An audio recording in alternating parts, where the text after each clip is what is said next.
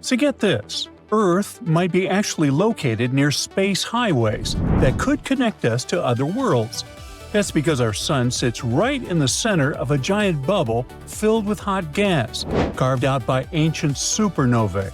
And this bubble likely has tunnels linking us to distant galaxies. So, does it mean it's time to develop space tourism? Well, let's figure it out. Most of us think space is just planets floating around in eternal darkness. But new research hints at the possibility that it might not be really true. It turns out our whole solar system is actually sitting inside a giant bubble of hot, thin gas. And it gets even better. Scientists now think there might even be a weird cosmic tunnel or channel made of this stuff. It supposedly stretches out toward faraway stars.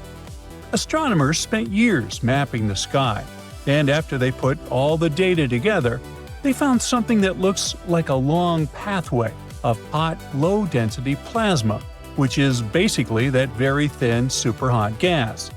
And this so-called channel reaches out from around us to distant constellations. Researchers from Germany confirmed this discovery using data from a space telescope called eRosetta. We'll talk about it a tiny bit later. Now, interestingly, scientists discovered that our solar system sits inside something called the local hot bubble a long time ago. This bubble is actually a huge area, about 1,000 light-years wide. It was created when several stars exploded in giant supernovas millions of years ago. Those explosions heated up the gas around them and basically carved out this bubble of hot, low-density space. And their shock waves created weak points in the bubble around us, eventually forming interstellar tunnels. That cosmic event was so huge that the leftover hot plasma is still floating around us today. Now, to understand this bubble better, scientists used eRosetta, which is an X-ray telescope. It scans the sky looking for soft X-ray light. That's a kind of light we can't see with our eyes. It comes from hot gas, old supernova leftovers, and other structures in space. They also compared eRosetta's new information with older data from another X-ray telescope called ROSAT. And finally, putting all this information together, they were able to make a much clearer map of what's around our solar system. Mind you, this wasn't easy. They had to divide the sky into thousands of tiny pieces and carefully measure faint signals coming from warm gas, empty pockets of dust, and other stuff floating in space. But their effort paid off. After sorting through everything, they managed to figure out the faint glow of hot plasma around us. It proved we were not just drifting through empty space. We're inside a giant burned-out bubble created by extinguished stars. But what really surprised scientists was the discovery of some kind of channel. It looked like a long tunnel in space, cutting through the hot gas around us and connecting our part of the galaxy to star systems far away. They also found signs of another channel pointing toward the Canis Major constellation. And those might not be the only ones. The data suggests there could be a whole network of such paths, branching out through space. Each one works like a hidden back road. Scientists used to guess that the space around our solar system might have little pockets or rooms carved out by old exploding stars. We could probably imagine them like caves inside outer space, but no one had the necessary tools to actually prove it. But now, thanks to that new data from the eRosetta telescope, they finally have a clear picture. The telescope showed that the space around us wasn't just empty. It's full of hot, thin gas and strange shapes, including tunnels and bubbles. This proves at least part of what older scientists predicted. We're living inside a giant bubble of hot gas, and that bubble connects to other bubbles through long, low-density channels. The new study also shows that the pressure inside our bubble is lower than scientists expected. This might mean the bubble isn't closed. It could be open in some directions, letting that hot gas flow out into other parts of space. In short, this hot bubble isn't simple at all. Parts of it might be open pathways, and other parts look blocked off. Being inside it is kind of like trying to walk through a forest. Some areas have clear trails, and others are packed with trees. And even though astronomers have mapped big chunks of the bubble and found these strange channels, there's still a lot they don't fully get. Some paths look like they're made of a bunch of connected empty pockets, and others look totally closed. To understand the whole picture, we'll need better tools and more data. Hopefully, with stronger X-ray telescopes, deeper sky scans, and better computer models, we'll finally understand the nature and structure of the bubble we're living in. We might be able to make a kind of map of those hidden channels and learn how they affect things like cosmic rays, dust, and the solar wind around us. Now, speaking of telescopes, we can't help but mention the one that helped us figure out the very existence of the bubble around us. The thing is, scientists have been trying to understand a faint glow of low-energy X-rays that seem to cover the whole sky. For many years, they weren't sure where this glow was coming from. And then, the NASA-supported DXL mission finally helped to solve the mystery. Researchers used old but reliable detectors that first flew on a rocket in the 1970s. With these instruments, they confirmed that most of this X-ray glow came from a huge area of extremely hot gas around us.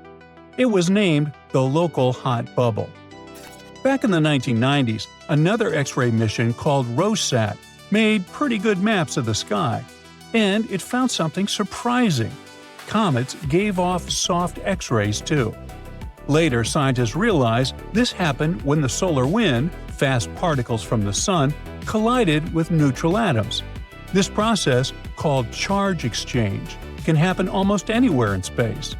Because of this, some scientists started to doubt whether the local hot bubble was really the main source of the X-ray glow.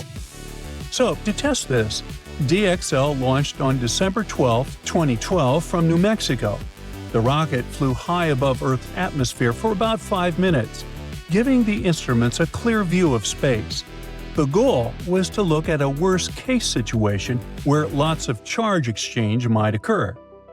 Right now, our solar system is moving through a cloud of cold gas in space, known as the local interstellar cloud. That's also nicknamed the local fluff. Cute, right? Neutral hydrogen and helium atoms from this cloud move through our solar system at very high speeds. Hydrogen gets affected easily by different forces, but helium mostly follows the pull of the sun's gravity. Because of this, the helium forms a focusing cone, a region with extra helium that Earth passes through every December. This cone is the perfect place to look for charge exchange, since it holds more neutral atoms than usual. But what happens during charge exchange? The solar wind comes from the sun's corona, the star's superhot outer layer. The particles in the solar wind have lost many of their electrons. When one of these particles hits a neutral atom, it can steal one of the atom's electrons.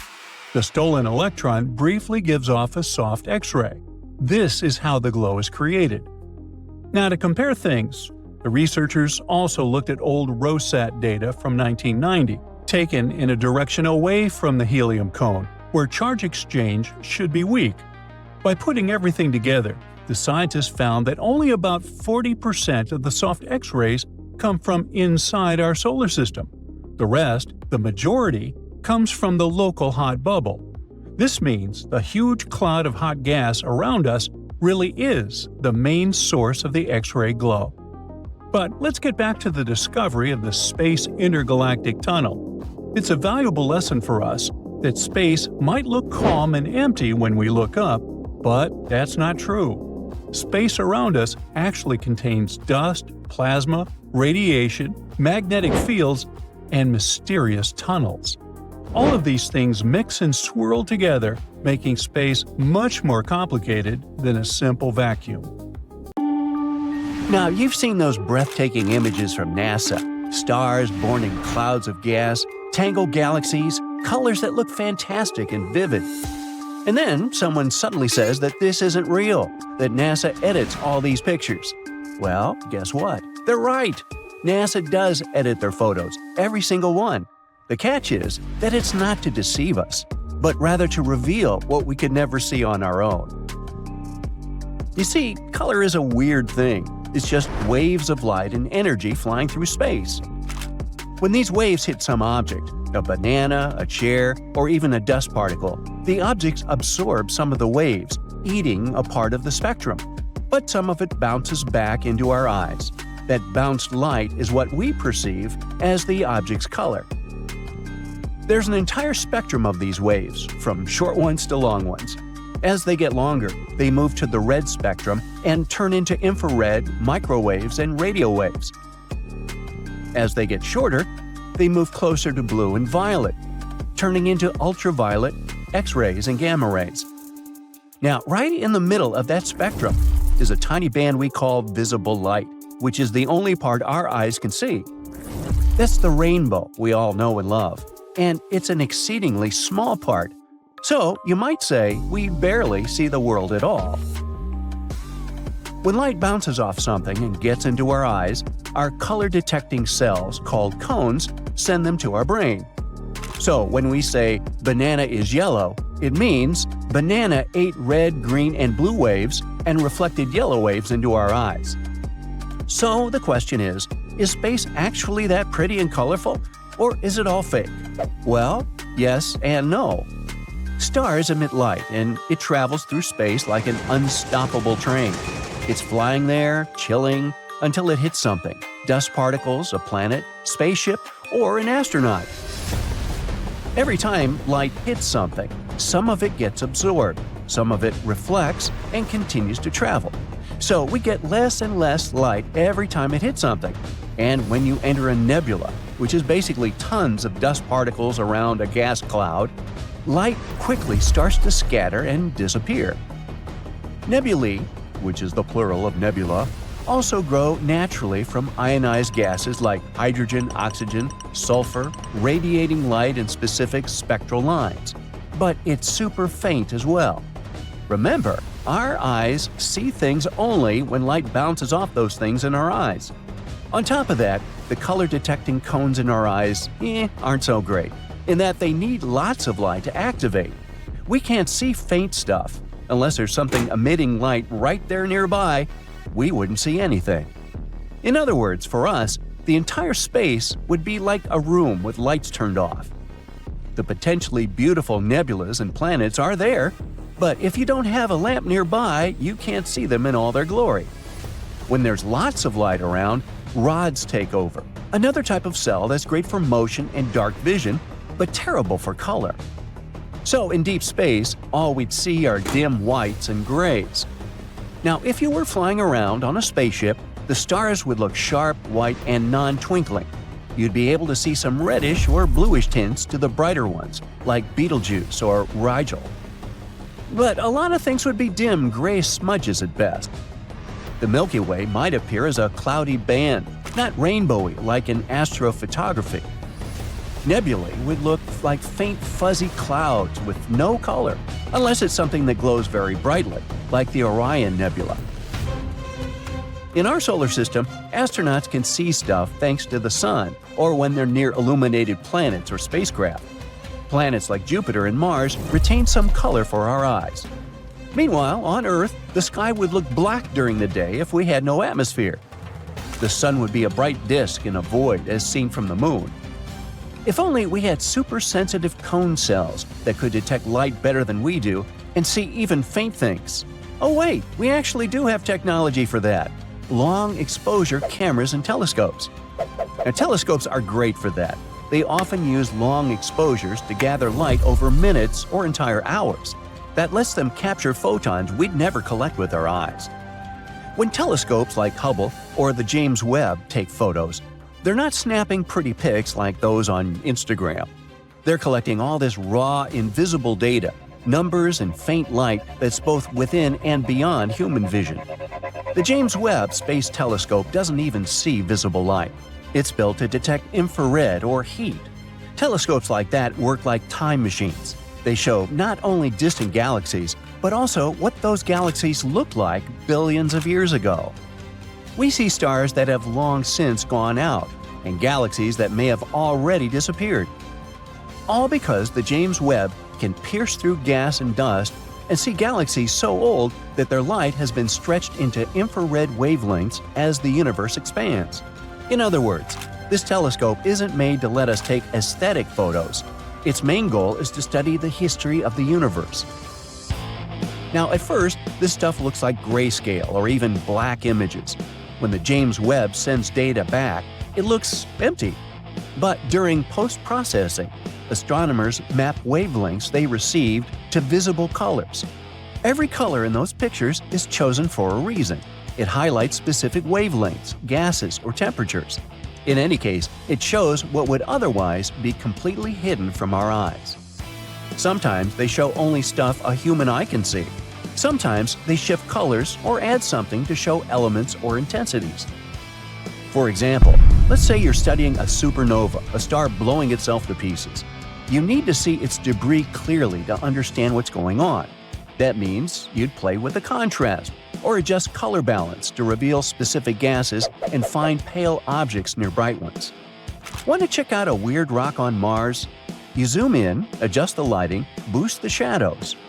Photographers do this every day.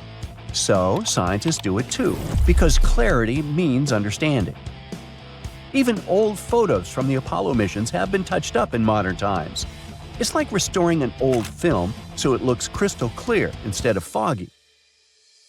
Without this editing, the most incredible discoveries of the past 2 years, those first galaxies, those newborn stars inside cosmic clouds, would just look static. Is it possible to accidentally misinterpret the color? Of course! For example, images we get of Mars are mostly red, but when we land on the planet, it's more colorful. Most of it is gold, yellowish, tan, or brown. The reason Mars looks reddish is due to rusting iron in the rocks, Martian soil, and dust. It all depends on the lighting, atmospheric dust, and image processing methods. But the fantastic colors themselves are not made up. Galaxies contain billions of stars, gas, and dust, giving off incredibly rich color ranges. NASA's photos are basically translations. Now here's an interesting take. Could we use goggles with night vision or some technology that makes our eyes notice light better, like working with Hubble or the James Webb?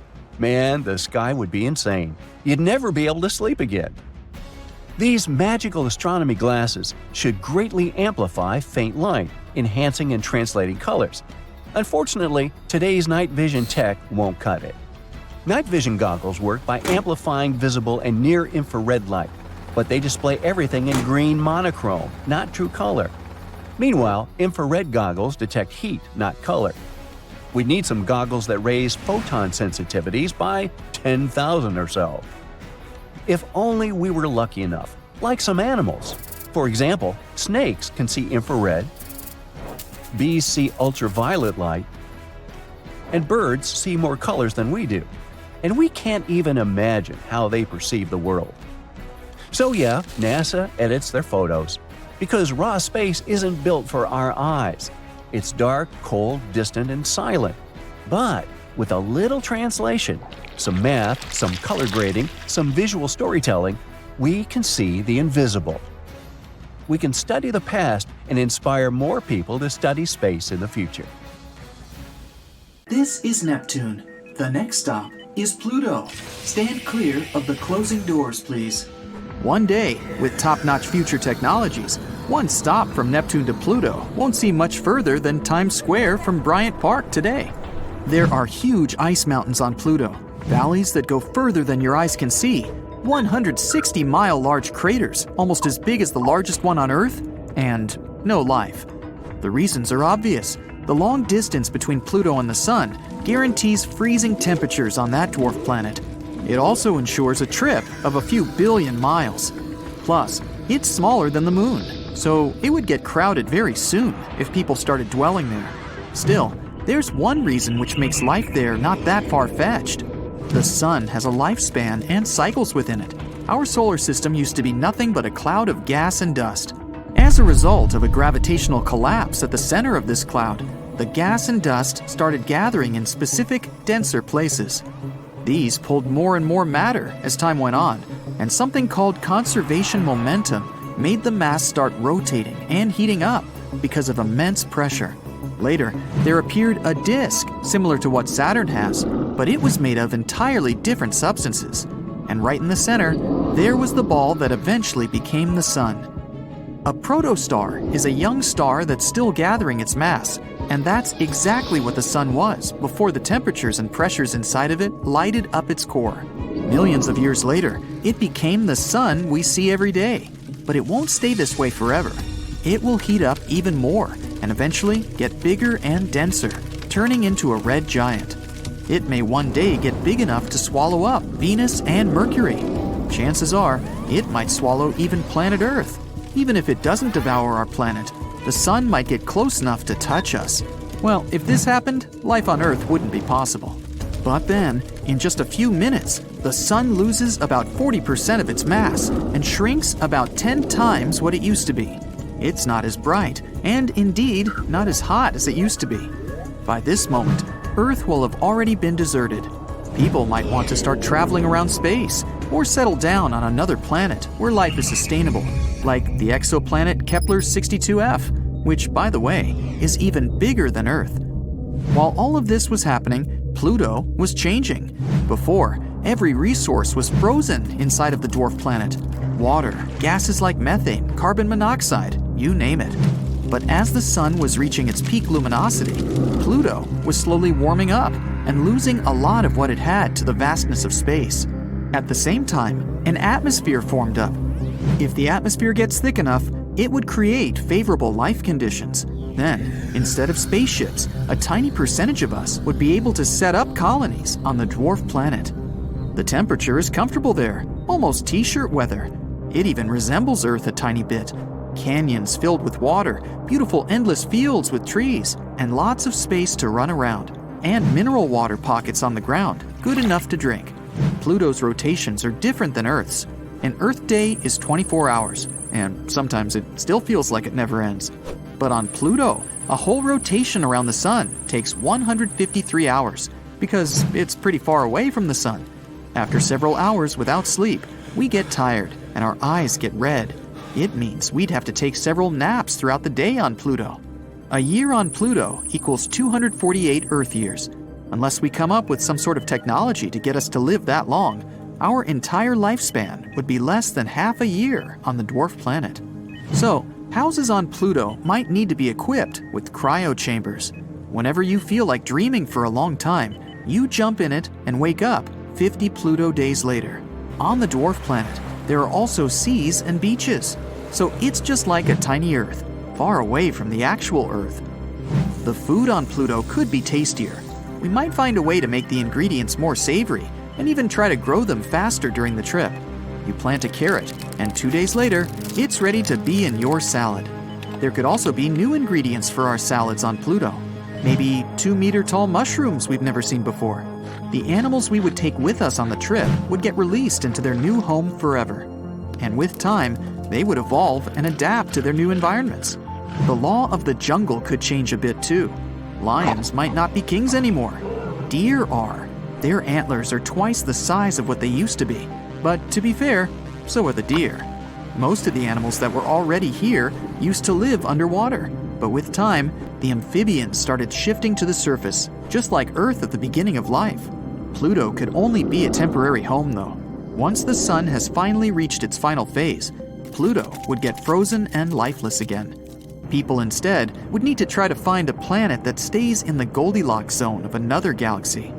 The Goldilocks zone is the exact proper distance from the star like the Sun, where the temperature is perfect for the water to stay liquid. It's the rule scientists search for when looking for other planets that can sustain life. We can try setting new colonies on one such planet, or even try to set up our own artificial home, not exactly a planet or a spaceship, but a combination of both. Something huge built right in space, say a wheel with gravity everywhere we go, so we don't fall off. It would float in space toward the new exoplanet, capable of fitting entire states in. This whole trip might happen just because the Sun first grew too much, and then, having reached the culmination of its life cycle, it would finally become a white dwarf. It's going to be a pretty long journey, and entire generations will be born here. You'll have a choice. Sleep your way through the journey until humans finally reach their new exoplanet, or enjoy the trip in this fantastic spaceship. There's all you need on board: malls bigger than those on Earth, large futuristic cities, even places to farm, fields with rich soil made artificially, and finally, after a long journey, the exoplanet. It's even somewhat better than Earth. The planet is giant and has more continents. The continent's center isn't as far from oceans, which means there aren't as many desert areas. Though the sun of this planet is an orange dwarf, it's not as hot as our yellow dwarf sun today. It's a bit smaller, but here's the kick. Orange dwarfs live somewhat longer. They remain stable for between 15 billion and 45 billion years. Despite that, this new planet is full of rainforests because the planet itself is warmer. It means more biodiversity and creatures we've never seen before. But even if nothing out there is suitable, we could try and terraform this planet instead. If we take Mars as an example, we could create a greenhouse effect by smashing ice-rich comets and releasing ammonia in them, making the planet warmer. We could also start planting trees. We'd probably need some Earth soil to do that, or we'd have to modify Mars's soil to be similar to ours. Sooner rather than later, the atmosphere would be close to the one we have on Earth. We'd be able to breathe too, because of the trees. Then, we can melt Mars's polar ice caps and voila, water. The problem is the solar winds and sun explosions that might strip it of an atmosphere just as quickly as we can create one, if not faster. It has no magnetosphere either, which means it can't protect us from radiation, so long-term Mars wouldn't be a good choice. Maybe out there, in the vastness that is space, there is a perfect planet waiting for us. It's been more than a year since the James Webb Telescope, which had taken over 20 years to complete, was launched. And for such a relatively short time, the ultra-modern and most powerful in history piece of equipment has already made plenty of discoveries. By observing the universe at infrared wavelength, James Webb lets us see things no other telescope has ever shown before. The primary goal of this incredible piece of equipment is to study the formation of galaxies and stars that appeared in the early universe. For example, look at the closest to us stellar nursery, a region of space where new stars get born. NASA has shared an image from James Webb that shows a small star-forming region. If you look at the picture attentively, you'll see jets bursting from infant stars. Around them, different colored clouds of cosmic dust are colliding with one another. The view is mesmerizing. The red dust consists of molecular hydrogen. You can also notice that some stars have something like shadows. Those hint at the creation of what will later become planets. At first sight, the image may seem chaotic, but astronomers claim that it's a relatively small and quiet stellar nursery in comparison to some others. Many young stars there are similar in size to our Sun, or a bit smaller. The photo itself was taken with the help of Webb's near-infrared camera, NIRCam. It's the observatory's primary camera that snaps images of the cosmos in 2 different infrared ranges. Another amazing discovery the Webb telescope has made is smoke molecules in a distant galaxy. It's the first time such molecules have been discovered so far away from our planet. The galaxy in question lies 12.3 billion light-years away from Earth.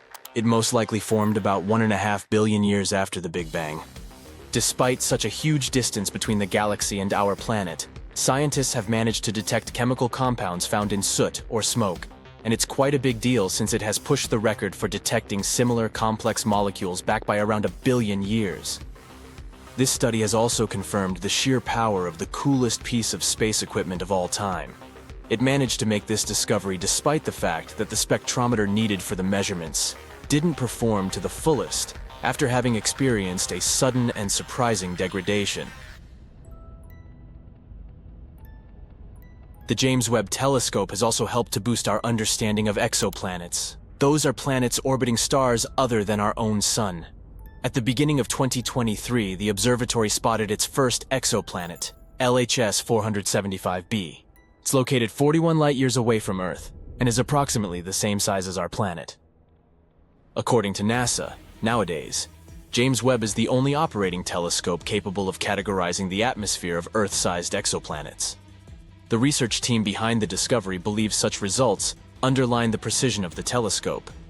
They hope that it will help us locate many more rocky exoplanets that we might be able to colonize in the future.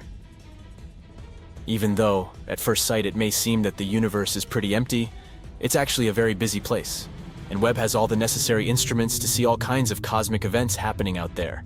Just look at this image of WR 124. It's a star on the cusp of its explosive demise.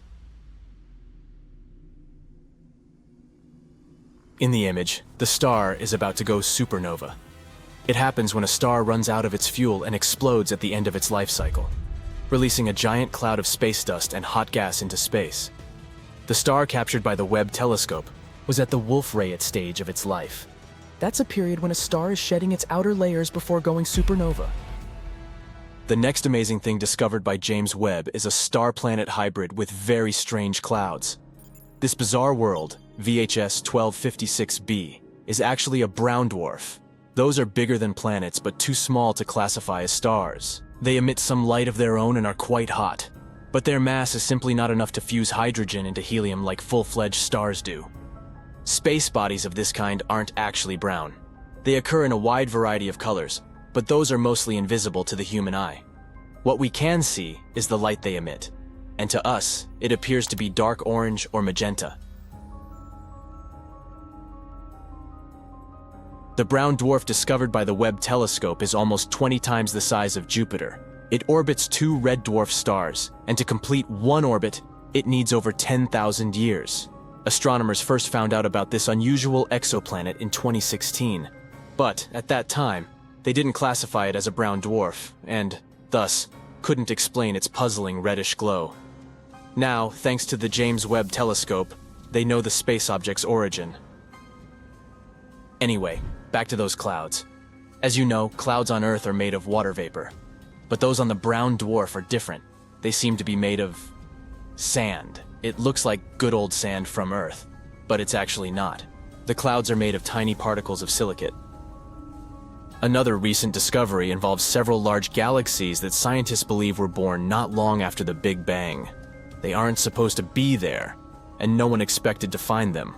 But the James Webb Space Telescope has spotted them. These galaxies, as massive as our home Milky Way, are full of mature red stars. Astronomers have analyzed the light coming from them and estimated their age 500 to 700 million years after the Big Bang. It means that they came into being when our universe was very young, almost a baby. But the most bizarre thing about these galaxies is their tremendous size and the age of the stars dwelling there. The data received by the telescope don't coincide with the existing ideas about what the universe looked like and how it evolved in its early years. It also doesn't match the earlier observations made by Hubble. And here, James Webb has captured a distant region of space in unprecedented detail. This section of space is known as Pandora's cluster. In the image, you can see 3 massive clusters of galaxies coming together and forming a megacluster. The combined mass of these clusters acts as a powerful gravitational lens. And thanks to this natural magnification effect, scientists can see other galaxies in the region. Astronomers claim that the most recent image of Pandora's cluster is stronger and deeper than they have ever seen. James Webb has also managed to spot thousands of young stars never seen before in the Tarantula Nebula. This space formation got its nickname because of the appearance of dusty filaments spotted in previous images. It's the biggest star-forming region in the local group, which includes the galaxies nearest to the Milky Way. The Webb telescope's images have helped to shed light on the composition of the Tarantula Nebula. The telescope has also detected protostars, infant stars in the process of gaining mass.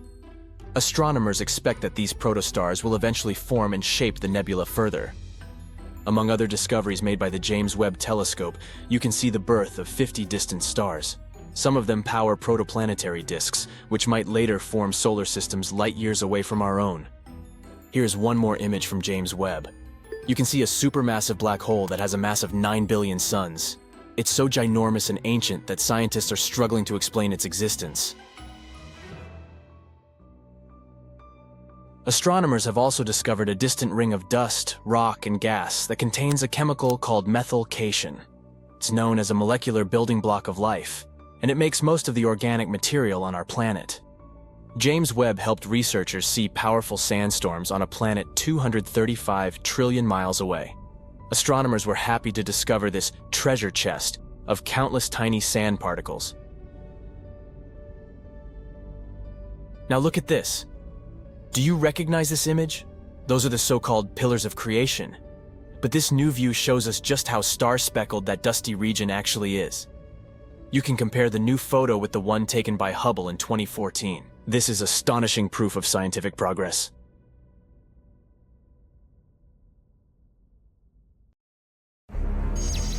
Weird, unusual sounds out of nowhere are spreading all over our galaxy, constantly repeating, and it's something we've never heard before.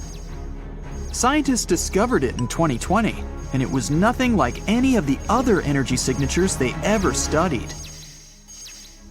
Powerful and bright radio signals occurring from time to time, mysteriously disappearing within a day. It doesn't fit the profile of any space body we know. The signal is a bit irritating, and it disappears without a schedule. When scientists tried to match the signal with some other telescopes, it was gone. Low-mass stars sometimes flare up with radio energy, but not here, since they mostly have X-ray counterparts. Very dense collapsed stars, like pulsars and magnetars, are also not a choice. The closest solution they got is a mysterious class of objects we know as the Galactic Center Radio Source, GCRT. It's a radio source that brightens and rapidly glows. It decays near the center of our galaxy and could help us unravel the mysteries of the universe. If you had a flying car that could go up at a speed of 60 miles per hour, you'd only need 1 hour to get into space. The moon is a little bit farther, 250,000 miles, which is about 10 times the circumference of our planet. That means a moon trip would be like taking a tour around the globe and doing it 10 times straight, which would take less than 6 months. A trip to Pluto would take over 800 years. Proxima b is the closest Earth-like neighbor we have. It's a small rocky world that orbits the closest stellar neighbor of our Sun. It orbits the star's habitable zone, an area that's far enough from any star to have moderate conditions, not too cold and not too hot for liquid water to at least hypothetically exist. If you tried to travel to Proxima b at a speed of 25,000 miles per hour, which is the speed of the Apollo moon rockets, it would take you over 112,000 years to get there. You might not be able to breathe there. No one knows if Proxima b has an atmosphere. Humans explore the universe all the time, but we can only see around 5% of the matter up there. And Albert Einstein was the first one that realized the empty space is not really nothing. The rest we can't see is actually made up of invisible matter, also known as dark matter. It's about 27%, combined with something called dark energy, which is 68%. If you try to pour water into space, of course, outside of a spacecraft, it would immediately boil away or vaporize. That's because there's no air or air pressure in space. As air pressure lowers, the temperature you'd usually need to boil water at also gets lower. Keeping that in mind, water boils way faster on a mountaintop than, for example, at sea level. There's no air pressure in space, so water could boil at a very low temperature. Scientists believe that there are at least a couple of billion galaxies out there. We don't know the real number, and probably never will, but they tried to calculate it by counting how many galaxies we can see in a pretty small and restricted area of the sky. It may seem as if the universe was filled with stars and a couple of planets here and there, but our home galaxy has at least 100 billion planets. If you fill a balloon with helium and release it, you'll notice it floats very high. It'll go up into the atmosphere, but it won't go into outer space. The higher you go, the thinner the air in our atmosphere gets. Your balloon will rise up until the point where the atmosphere surrounding it has the same weight as the helium inside it. That will happen at approximately a height of 20 miles above the surface, so this is as far as a helium balloon can rise. We don't really know how big the universe is. We can't see its edges, nor do we know if it even has an edge. We use technology to see out to a distance of around 14 billion light-years from our planet. This means we can see around 28 billion light-years in diameter across, starting with the outermost layer of our atmosphere that ends at around 600 miles above our planet's surface. Although the size of the universe is constantly changing and gets bigger through time. Mercury is closest to the Sun, so most people think it's the hottest planet too. Still, Venus is the hottest planet. It's the second planet away from our central star, around 30 million miles farther from the Sun compared to Mercury. Mercury doesn't have an atmosphere, which is like some sort of a warming blanket that helps maintain the heat coming from the Sun. Venus has an unexpectedly thick atmosphere, around 100 times thicker than the one we have. Its atmosphere doesn't let the heat out, it just keeps it and constantly makes Venus hotter and hotter. Also, it mostly consists of carbon dioxide that freely lets solar energy in. But it's less transparent to lose long wavelength radiations that the warm, heated surface emits. The average temperature there is around 875 degrees Fahrenheit, which is hot enough to melt tin. The maximum temperature on its neighbor, Mercury, is 800 degrees Fahrenheit. In maybe 2 or more billion years, it will be way too hot for life to exist on our precious planet. As the hundreds of millions of years go by, our sun will keep getting hotter and brighter. Eventually, temperatures will be so high, our beautiful oceans will be wiped away. Since they produce 70% of the oxygen we need to survive, there'll be no life without them. All of this means that our planet will simply become a vast desert, something like Mars is today. Pluto, a very distant used-to-be planet, now dwarf planet, is actually smaller in diameter than the entire US. The biggest distance there, from Maine to Northern California, is approximately 2,900 miles, while Pluto is only 1,473 miles across. Pluto is very far, but the edge of our solar system is 1,000 times farther away than this dwarf planet.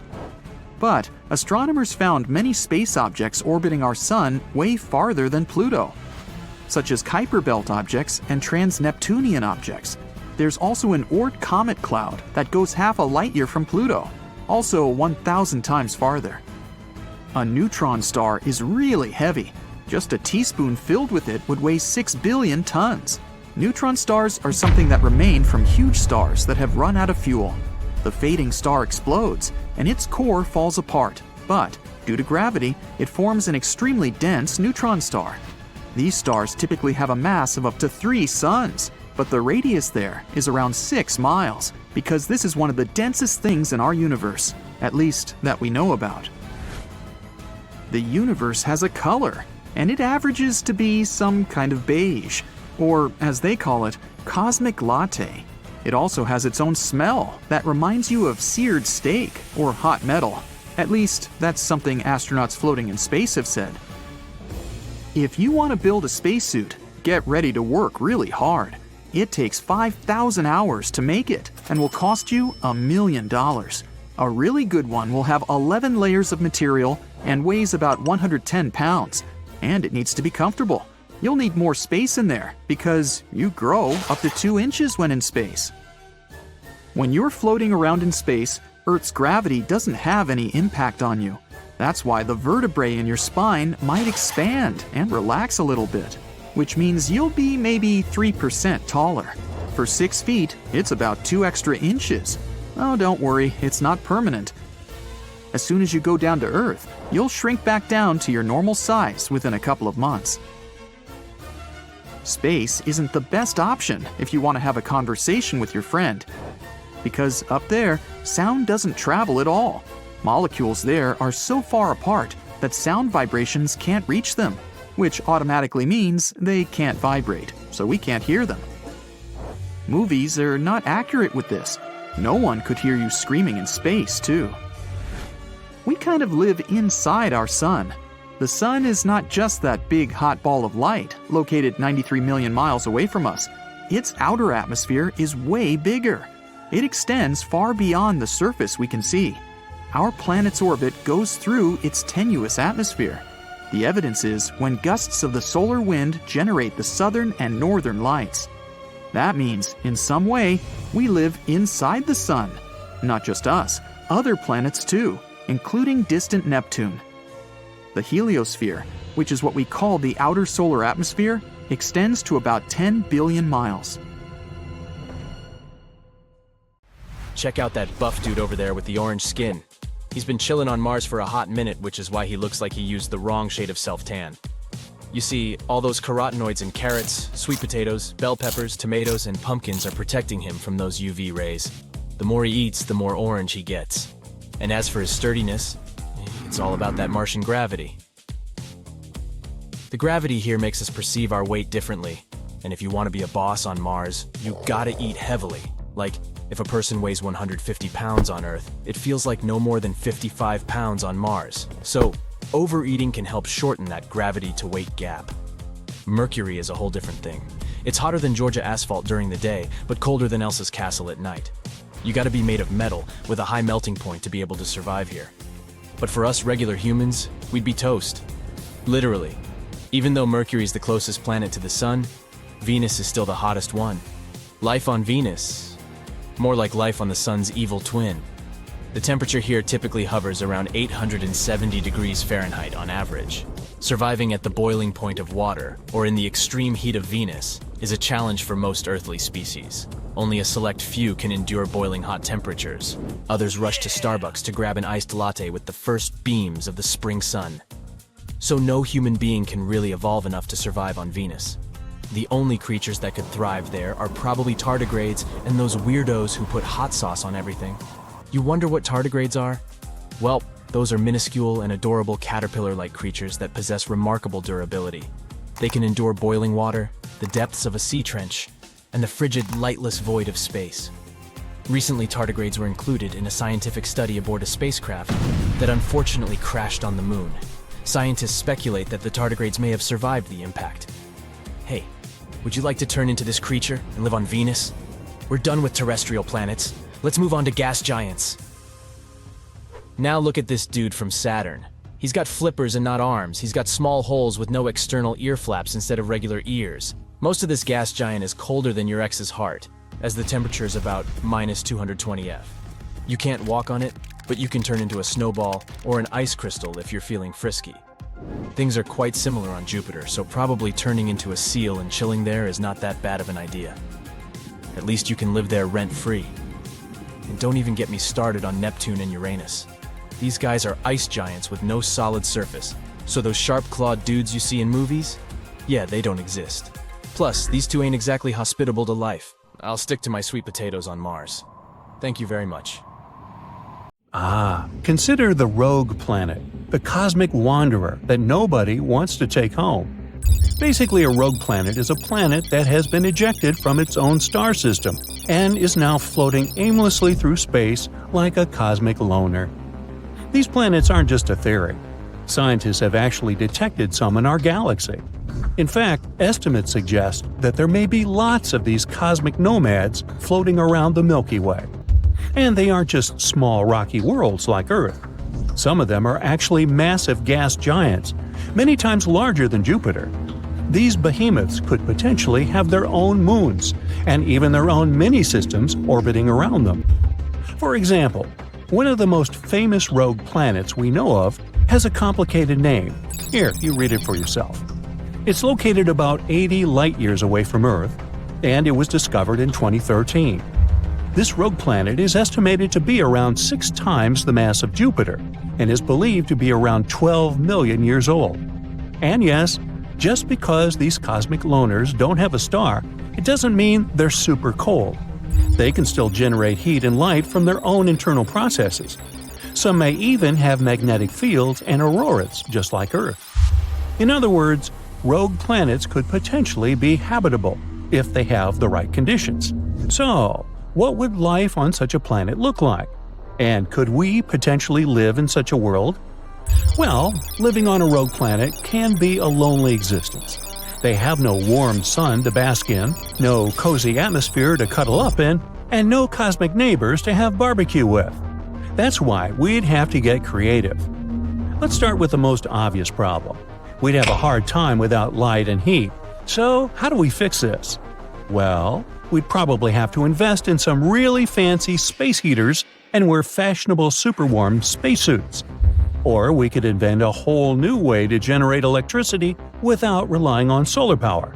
For example, how about using geothermal energy? Now that's hot stuff. Each planet has an internal source of heat.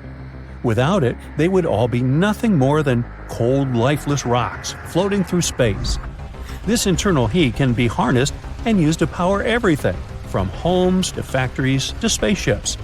It's like having a hot tub big enough to power an entire city. And that city, most likely, will be located underground, closer to the heat source. And as for light, well, we'd probably have to build some really bright flashlights. Or maybe even learn to genetically engineer some bioluminescent organisms to light up our homes. Just imagine, space is overgrown with neon mushrooms and plants. By the way, speaking of plants, plant life would be pretty hard to come by without a star. So, what would we eat? Well, we could use the same geothermal vents that we talked about, or some chemical reactions to sustain ourselves. And hey, maybe we'd develop a taste for sulfur-rich foods, or we'd start fermenting our own drinks from the bubbling volcanic mud. Yum! But besides food, we'd have a more important problem.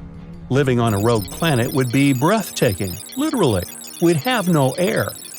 You see, not all rogue planets have good, stable atmospheres. It all depends on their size, composition, and other things.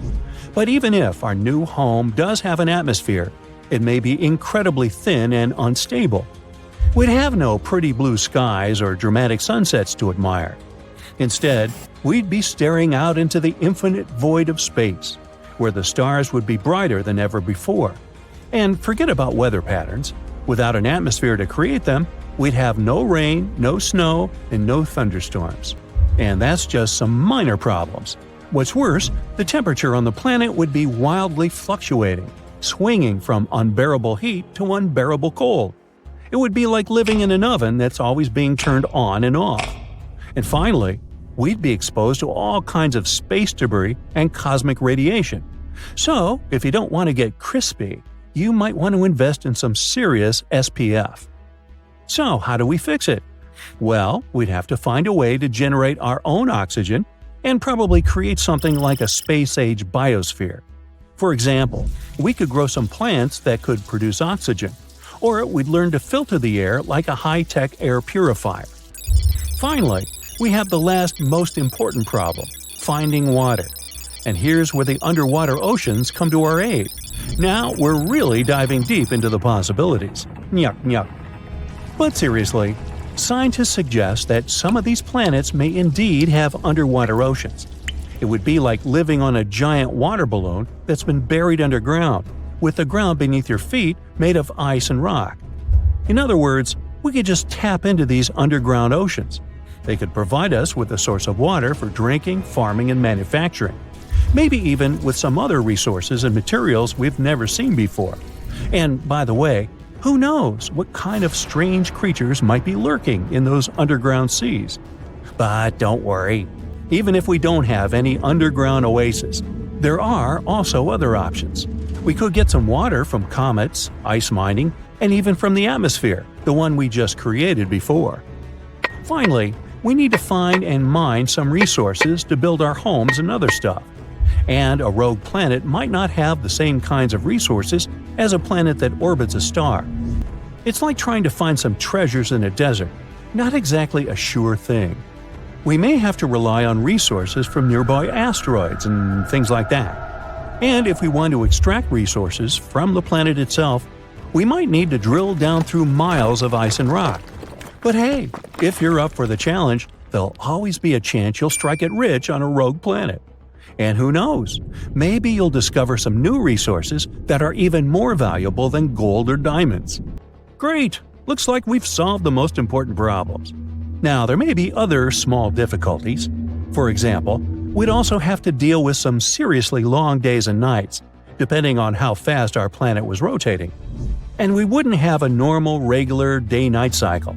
The rotation of our planet could be wildly unpredictable. Maybe we'd have weeks-long nights, followed by weeks-long days, which could really mess with our sleep schedules. We might have to develop some really strong coffee to keep us going through those long, dark nights. But, hypothetically, we can adapt to all these things and overcome all the challenges. And now, finally, welcome to the rogue planet, where the sun never rises, but the adventures never end. Thanks to our advanced technology, we've managed to create a comfortable and habitable environment in this once barren world. The sky above us is now a beautiful shade of blue, filled with fluffy white clouds and the occasional flock of flying creatures. Don't ask. As we venture out from our underground habitats, we're greeted by a world that's full of surprises.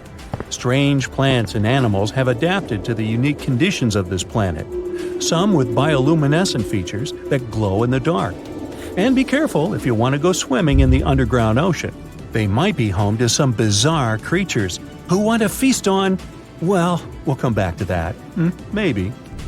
As you can see, we've created sprawling cities and thriving communities, powered by the planet's geothermal energy. We also created a bunch of artificial light sources that keep things bright throughout the dark, chilly nights. Of course, we still have some problems with navigation and timekeeping, but things aren't as dull as they used to be, are they?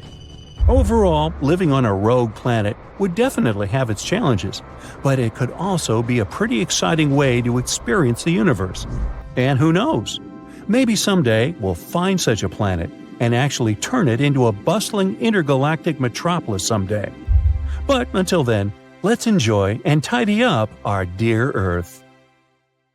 In a star system far, far away, to be more precise, 2,600 light-years away, there's an exoplanet called Kepler 1658b. It's a gas giant that resembles our Jupiter. But what differentiates it from Jupiter is that this poor planet is doomed. It's spiraling toward its parent star, which will eventually end in a fiery collision. But the most interesting thing? Astronomers would have remained totally ignorant of this fact, if not for a tiny clue. It was a really minuscule change in the planet's orbit. It wouldn't have been noticed if astronomers hadn't compared more than a decade of data received by different telescopes. More precisely, scientists have been watching the exo-Jupiter pass between our planet and its parent star once every 2 weeks for the last 13 years.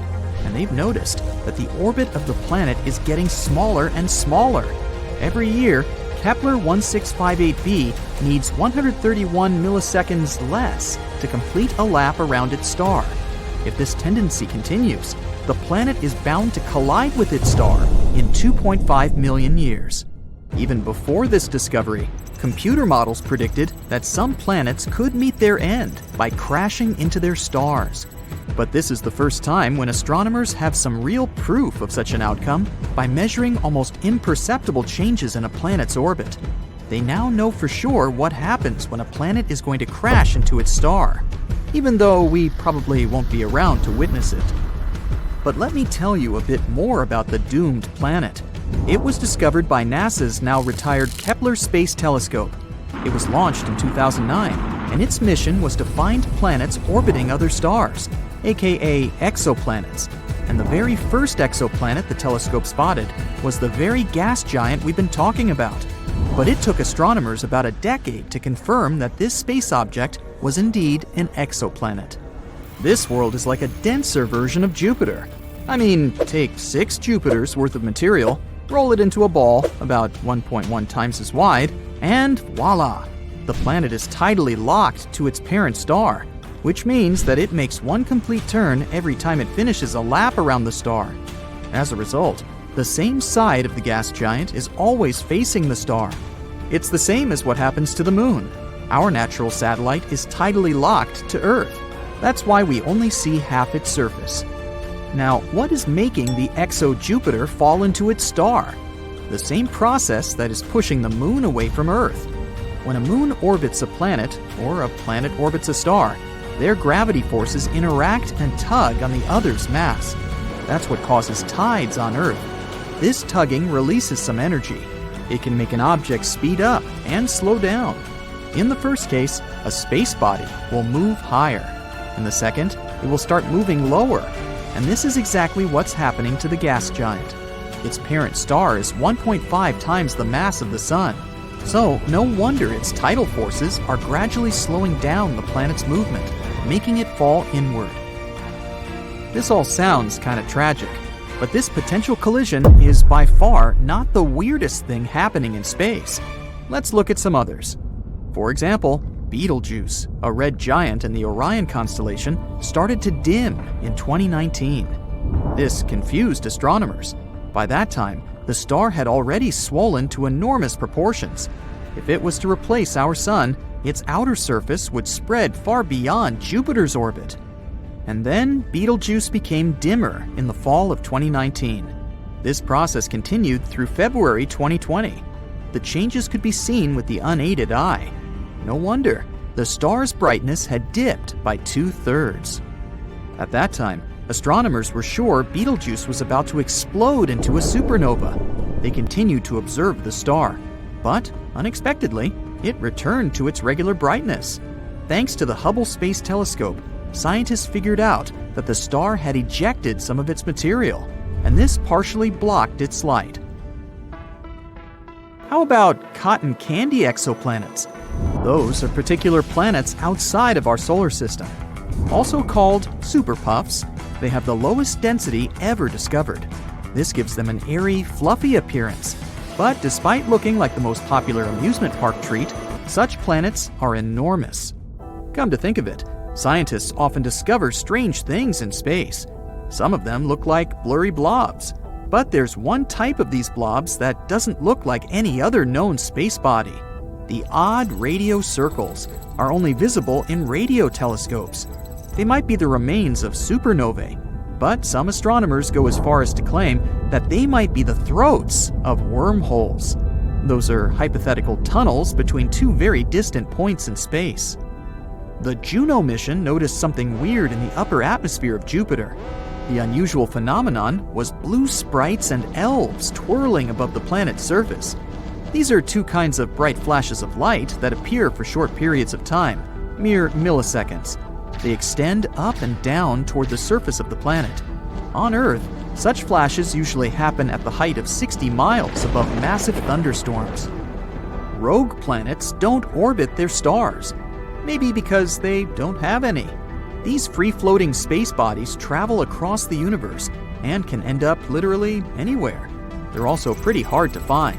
Rogue planets produce only weak emissions, but not so long ago, astronomers spotted the smallest rogue planet in the Milky Way. It's smaller than Earth, but a bit bigger than Mars. Fast radio bursts are blindingly bright bursts of radio waves. They pack as much energy as our Sun produces in days, but last mere milliseconds. Most of these fast radio bursts come from far, far beyond the Milky Way. But recently, astronomers have detected some originating in our home galaxy, and their source is a magnetar just 30,000 light-years away from our planet. If it does exist, nuclear pasta is the strongest material in the entire universe. Formed from the leftovers of extinguished stars, this substance gets squeezed into spaghetti-like tangles of material. It can break, but only if you apply 10 billion times the pressure needed to shatter steel. Not so long ago, scientists discovered that one of the most massive stars in the neighborhood had just disappeared. It was a star 75 million light-years away from Earth. Normally, it'd be too far away for astronomers to clearly see individual stars, but only unless they're huge. And the star we're talking about was enormous. It was shining 2.5 million times brighter than the Sun. For the last time, astronomers saw the star in 2011. They decided to examine it more closely several years later, but it was already too late. The star had vanished. Such massive stars usually go out in extremely bright supernovae, but astronomers noticed nothing like that in this case. There's a theory that the star collapsed into a black hole without triggering a supernova first. It does occur among stars approaching the end of their lives, but very, very rarely. There are black holes, and there might be mini black holes, even though their existence hasn't been proven yet. Unlike their massive siblings, hypothetical mini black holes could be really tiny, not bigger than an atom. Their mass can vary, but just one minuscule thing might have the mass of 1,000 sedans. One theory claims that tons of micro black holes could have been created right after the Big Bang and the beginning of the universe. Some scientists even go as far as to say that a couple of mini black holes pass through our planet every day. More than 7,000 light-years away from Earth, there is the Eagle Nebula, a young cluster of stars just 5.5 million years old. The Hubble Space Telescope managed to take an image of several dark silhouettes near the nebula's center. Those are the so-called pillars of creation, an active star-forming region. Look, how cool is that?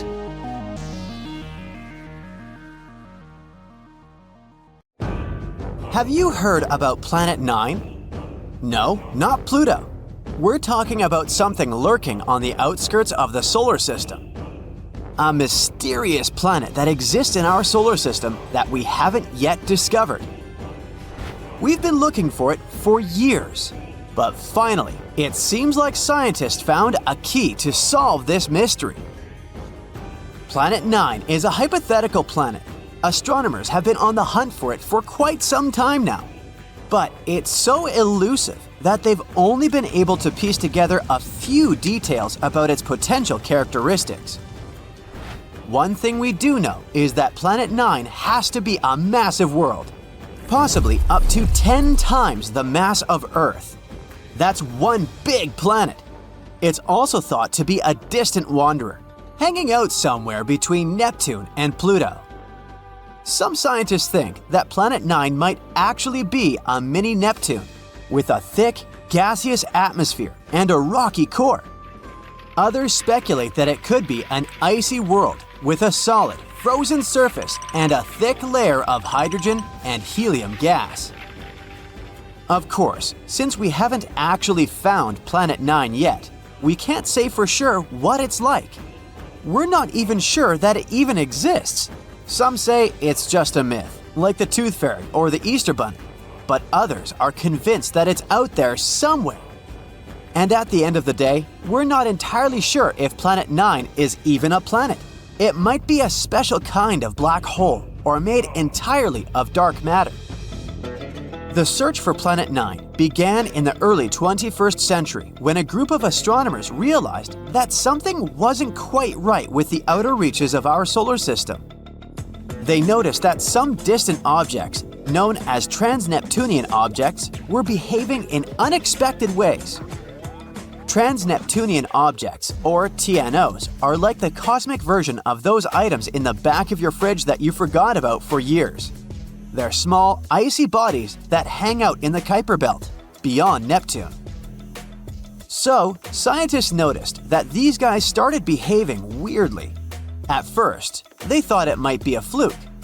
But as they dug deeper, they began to suspect that there was a ninth planet lurking out there.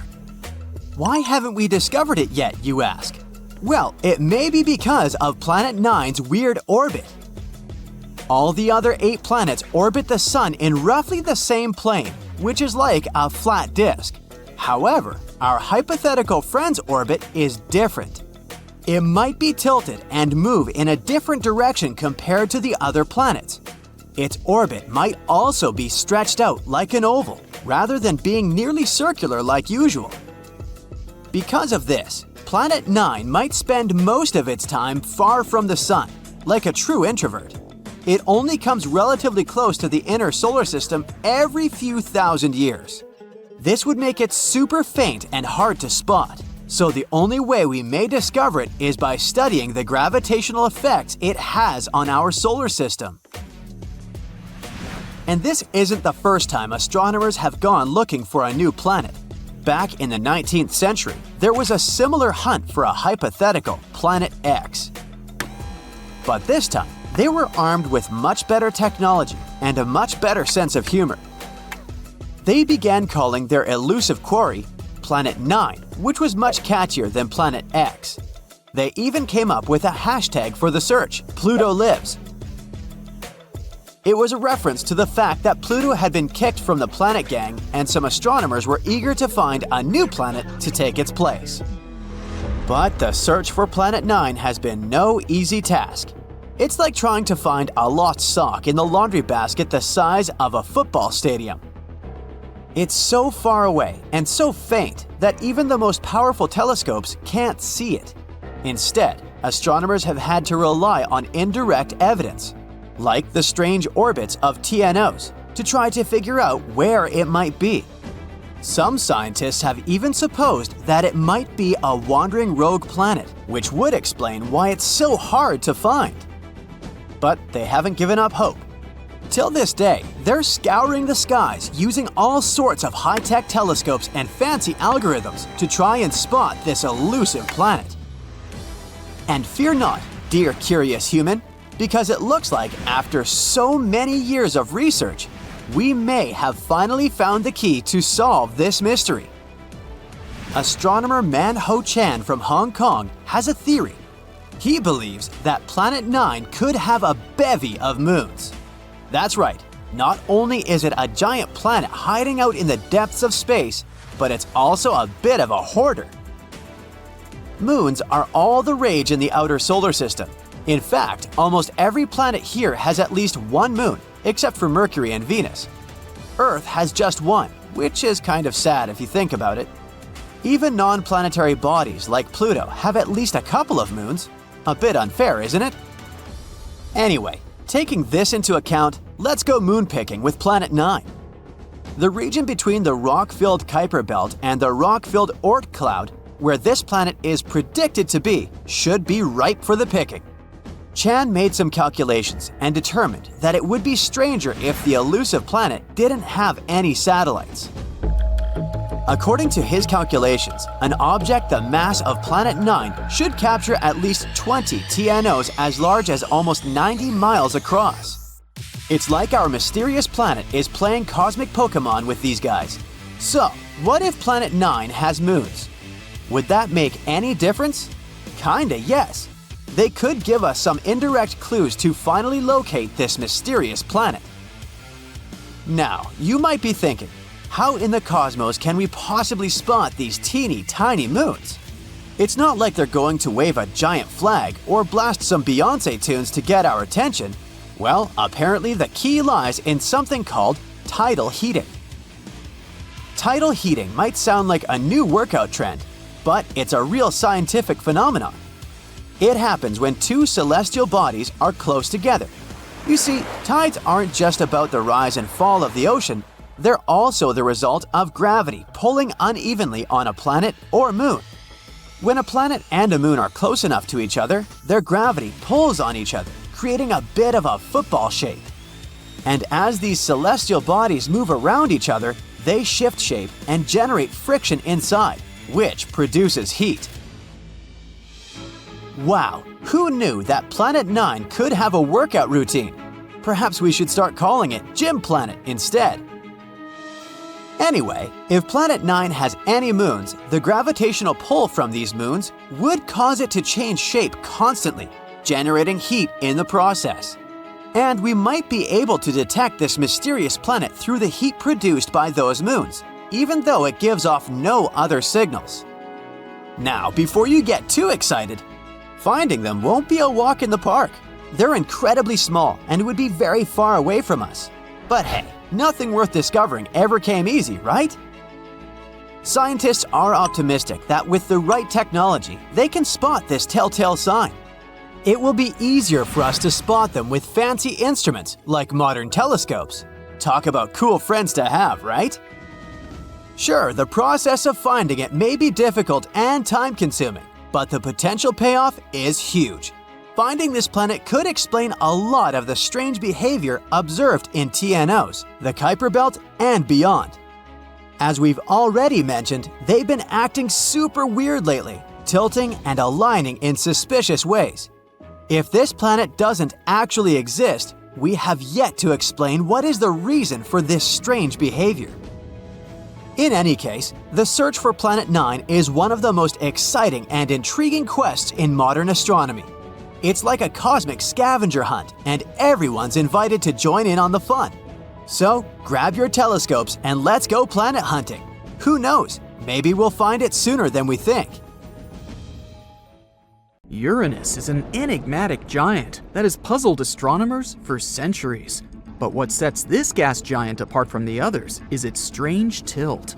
While most planets spin on an axis that is perpendicular to their orbit, Uranus takes a wild spin in a different direction. But why does it look like this? How did the planet turn out to be lying on its side? And what would we see if we visited the surface of such a planet? Let's find out. Uranus, the seventh planet from the Sun, is a cosmic oddball and source of many jokes. It's one of the gas giants in our solar system, along with Jupiter, Saturn, and Neptune.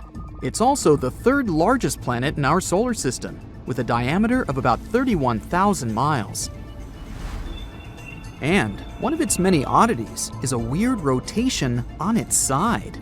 Not all planets in our solar system are aligned in a straight line. While most planets in our solar system have an axial tilt of less than 30 degrees, Uranus is tilted at an angle of almost 98 degrees. It's like that one friend who always has to be different, even if it means standing on their head to prove a point. So its north and south poles are facing east and west. It's like the planet got lazy and just rolled over one day, deciding to take a nap. And why is Uranus so tilted, you ask? Scientists once thought this was due to some kind of collision. They thought that something gigantic crashed into Uranus, something like what happened to our Earth. A dwarf planet crashed into it, the Earth tilted slightly, and the Moon was born from the remnants of the collision. But this theory had a problem. In the early universe, there were a bunch of asteroids, dwarf planets, and other large objects. And if this is so, then why is only Uranus tilted? All sorts of guys have crashed into other planets too, but they don't have such features. But recently, scientists have published a new study, and now scientists think that the culprit might be a long-lost moon that wandered away.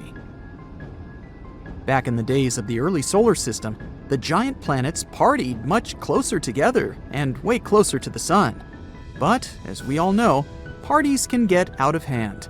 Something caused Uranus and Neptune to migrate the farthest, like they were trying to get away from the sun's strict supervision. Each giant planet had a collection of moons, but they were constantly getting shuffled around during all this migration madness. Some planets lost moons, while others gained new ones. Uranus could have been born with a massive moon, or quickly captured one. And if that moon was big enough, it could have started playing games with Uranus's spin. This moon pulled on Uranus with its gravity, making the wobbling even worse. As time went on, it made Uranus tilt more and more. Eventually, it crashed into the planet, locking it into its current tilt. While the theory is pretty sound, based on computer models, we'll have to wait until at least 2030. That's when China plans to launch the Tianwen-4 spacecraft to take a closer look at Uranus and study it more. Who knows what other crazy space secrets we'll uncover next? Until then, we can all have a good laugh about the lazy, rebel planet that just can't seem to stand up straight. Such a funny and unique feature makes you wonder, what exactly would we see if we were standing on this planet? How would its strange tilt affect the view from its surface? Let's see. If you were standing on the surface of Uranus, although it doesn't really have a surface, it's more like a gas atmosphere, you'd enjoy a cool view. You'd see the sun rise in the east, just like on Earth, but then it would keep going around the sky in a tilted path, like a lazy spiral. About the sunset, though, I hope you have some patience, because it would take 42 years for the sun to complete one full circle around Uranus's sky. That's a really long time to wait before finally going to bed. But speaking of the sky, it would be a beautiful sight to behold. Uranus is known for its stunning, unique blue-green color. It's caused by the methane gas in its atmosphere. Methane absorbs red light, giving Uranus its cold hue. You'd also see some amazing clouds and storms swirling around the planet. But if you're looking for constellations, you're out of luck. The extreme tilt of Uranus means that its poles face towards the sun, so the stars would be all over the place in the sky. The constellations that are familiar to us would be unrecognizable from Uranus. Also, as the planet rotates, the position of the stars would change very often. For you sailors out there, good luck in navigation. But you could see its beautiful moons. Uranus has 27 known moons, with the largest being Titania, followed by Oberon, Umbriel, Ariel, and Miranda. These moons are thought to have formed from the same material that formed Uranus, and yes, the tilt affects them too. They orbit around the planet perpendicular to the planet's motion around the sun. And they aren't the only ones. Did you know that Uranus also has rings? Yeah, not only Saturn is so special. The rings are made up of ice particles, some as small as grains of sand, and others as large as several feet across. They're thin, narrow, and dark compared to Saturn, for example. They're actually so black that they almost don't reflect the light. That's why it's so difficult to see them from Earth. But if you were near the surface of Uranus, you might be able to see them in the sky. The only question is, would you even be able to focus on all these views? Because Uranus is extremely cold, and that will probably be the only thing you'd think about. We're talking about temperatures that can drop down to negative 350 degrees Fahrenheit. Brr, better pack some warm clothes for this trip. This is because it's so far from the sun, and its atmosphere is composed mainly of hydrogen and helium. And not only is Uranus the coldest planet in our solar system, but the winters there are long. Due to the extreme tilt, it has seasons that last for over 20 years. It's like the planet is stuck in a perpetual state of winter, which is both cool, pun intended, and kind of sad at the same time. And if that's not cold enough, Uranus is also known for its strong winds. In fact, they can blow up to 360 miles per hour. So you might want to hold on tight to something, or wear a windproof suit to avoid being blown away like a leaf.